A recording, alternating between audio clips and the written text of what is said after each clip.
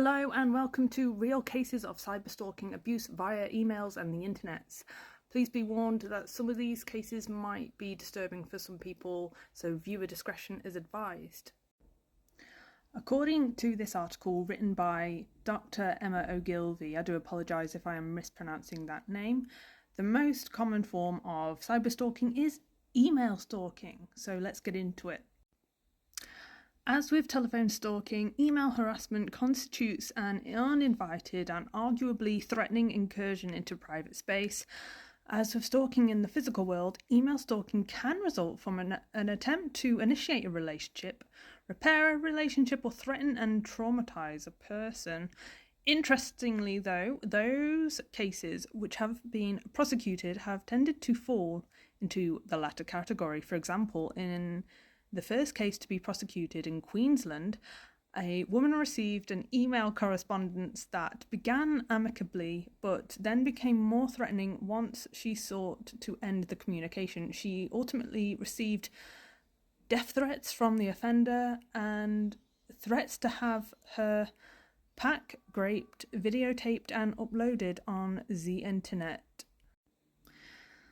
Similarly, in California, a university student was charged in connection with an email he sent in 1996 to 59 predominantly Asian students. The anonymous message, signed Asian Hater,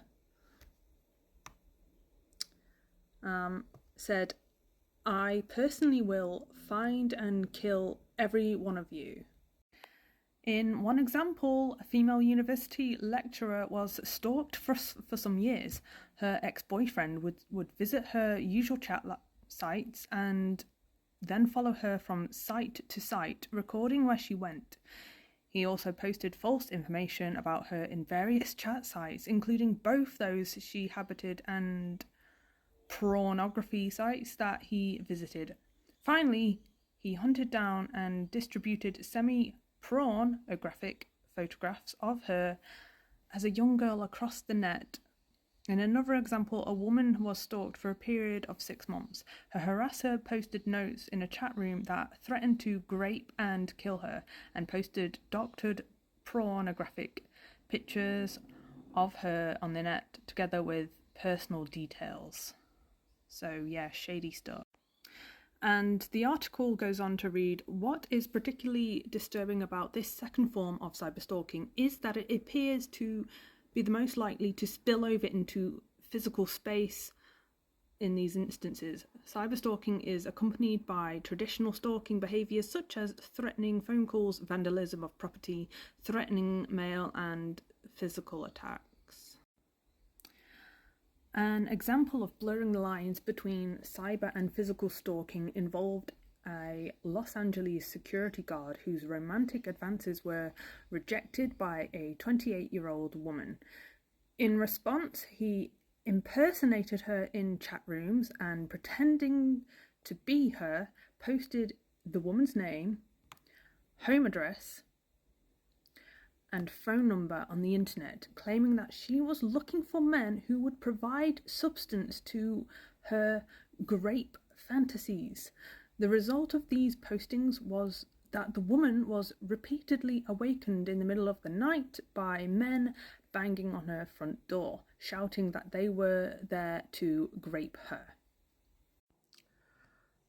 Similarly, an author was stalked by a publishing company who, among other techniques such as spamming, also placed her name, home address and home phone number on the web with an advertisement saying that she would be available for sex any time, day or night.